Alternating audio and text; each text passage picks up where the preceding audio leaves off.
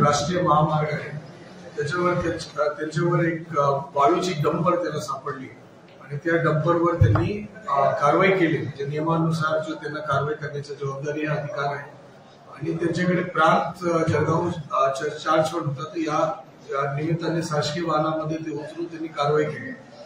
त्याच्या मागे दुसरा डंपर येत होता, त्याच्यावर पण त्यांनी कारवाई केली आणि त्याच्यानंतर काही तरुण त्यांच्यावर हल्ला केलाय। वाळू माफियांनी त्यांच्यावर हल्ला केला। हल्ला करताना गाडीवर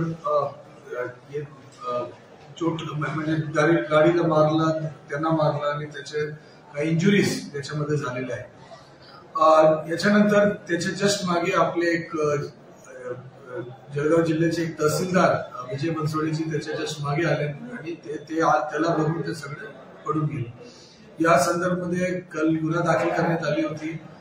सोपन कसारजीला जो चोट लागलेली आहे त्याची वैद्यकीय तपासणी करण्यात आली होती। त्याच्या डोक्यावर आय थिंक 2 स्टिचेस पण लागलेले आहेत। तर या सगळ्या गोष्टीची हे करण्यात आली आणि त्याच्यानंतर त्यांना ते आता कुठल्याही धोक्यातून बाहेर आहे, परंतु त्याला उपचारासाठी रुग्णालयात म्हणजे दाखल करण्यात आलं होतं। याच्यानंतर पोलीस अधीक्षक रेड्डी साहेबांनी त्यांची पूर्ण टीमने रातभर मेहनत करून ऑलमोस्ट 5-6 आरोपीला अटक केलेली आहे। या अटक झाल्यानंतर याच्यावर कायदेशीर कारवाई पुढच्या कारवाई चालू आहे। गुन्हा दाखल करण्यात आलेला आहे। आरोपीचे नाव पण समोर आलेलं आहे।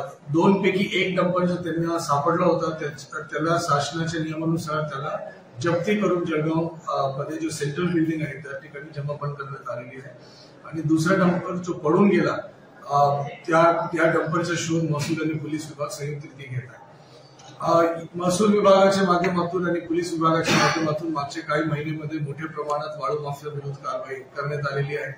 आपल्याकडे जो झालेली वसुली आहे अनधिकृत वाळू वाहतुकाच्या संदर्भात ते आपल्या स्वतःच्या जळगाव जिल्ह्याच्या इतिहासात आजपर्यंत सर्वात जास्त वसुली या ठिकाणी करण्यात आलेली आणि इतर जिल्ह्याच्या तुलनेने पण ते चांगली आहे।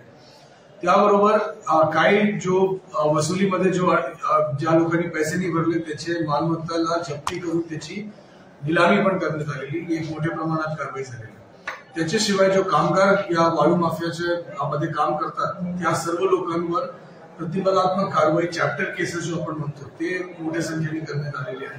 त्या पोलीसचा प्रस्ताव घेऊन त्याच्यामध्ये व्यवस्थित तपासणी करून सुनावणी घेऊन ते कारवाई करण्यात आलेली आहे। त्याच्याशिवाय आपल्याकडे होणारे जो पोलीसकडून ज्या हद्दपारीचे प्रस्ताव प्राप्त होते त्याच्यामध्ये दंडाधिकारी म्हणजे विभागीय दंडाधिकाऱ्यांनी त्याच्याबद्दल विचार करून त्यांनी निर्णय घेतलेला। तशाच इतर प्रकारचे सर्व गुन्हा दाखल करण्याची कारवाई, एमपीडीची कारवाई, मुकोकाची कारवाई, इतर प्रकारचे सर्व कारवाई करण्यात आलेली आहे। या कारवाईमध्ये त्या परिणाम हे झाला की आपल्याकडे जो होणारे अनधिकृत वाळू ची जो माफिया त्याच्यामध्ये काय प्रमाणात आपल्याला एक रोख लावण्यात आली होती, परंतु कालची जो घटना आहे ते आपल्याला आणि त्याच्या आधी प्रांतवर झालेली जो हल्ला होती एरंडोलमध्ये या दोनों घटनांमध्ये त्याच्यामध्ये जो एक प्रकारची तीव्रता आणि रोष जो आपण म्हणतो बिकॉज याच्यामध्ये बिलकुल हल्ला आणि ते म्हणजे गंभीर स्वरूपाचा हल्ला ते आपल्याला दिसून आला। ही एक गोष्टी चिंताजनक आहे। या आपल्या जिल्ह्यासाठी, आपल्या समाजासाठी आणि या सगळे परिस्थितीसाठी जरासा चिंताजनक गोष्टी आहेत ज्याबद्दल पोलीस विभागाने फार गंभीर दखल आणि वरिष्ठ स्तरावर पासून खालच्यापर्यंत सगळे पोलीस स्टेशनमध्ये याची गंभीर दखल घेण्यात आलेली आहे आणि आपले सर्व परंतु या सगळ्या परिस्थिती असतानाही आपले महसूल विभाग आणि पोलीस विभागाचे सर्व अधिकारी अनधिकृत वाळू वाहतूक आणि त्याच्यामध्ये निर्माण झालेल्या माफियावर पूर्ण धैर्य दाखवून, पूर्ण शक्ती दाखवून ते दिवस रात काम करून कारवाई करत आहे। ज्या ठिकाणी ज्या नियमाप्रमाणे कारवाई होत असेल त्याच्यावर आपण करत आहे। काय गोष्टी चिंताजनक आहे की लोक मोटरसायकलवर फिरतात, वाहनाच्या मागे वाहनाची नंबर प्लेट, गाडी संख्या वगैरे इकडे तिकडे पाठवतात, एक धोक्याची परिस्थिती निर्माण करतात, बदनामी करण्याची परिस्थिती निर्माण करतात। हे सगळे गोष्टी पण वस्तुस्थिती आपले विभिन्न अधिकारी आज सकाळपासून आणि आधी पण ते आपल्या परिस्थिती व्यक्त करत होते, परंतु याच्यामध्ये आपले शासनातर्फे आणि सन्मान्य सर्व मंत्री लोकप्रतिनिधीतर्फे पूर्ण पाठिंबा असल्यामुळे आपल्याला कारवाई करायला कुठल्याही प्रकारची अडचण येत नाही।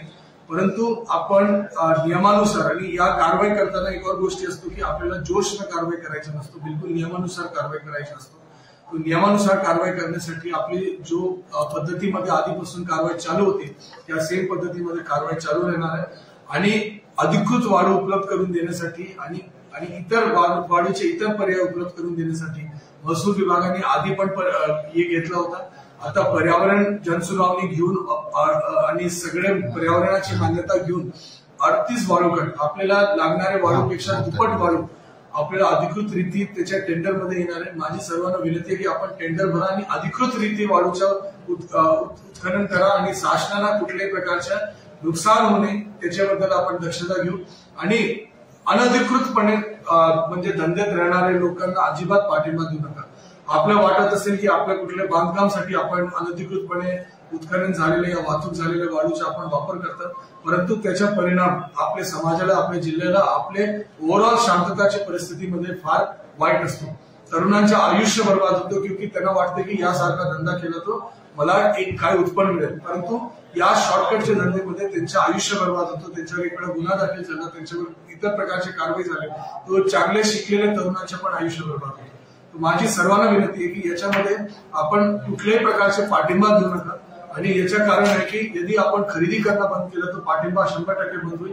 प्रशासनातर्फे, पोलीस विभागातर्फे आपली कारवाई पूर्ण धैर्य हिंमत दाखवून आपण करतोय, दिवस रात करतोय.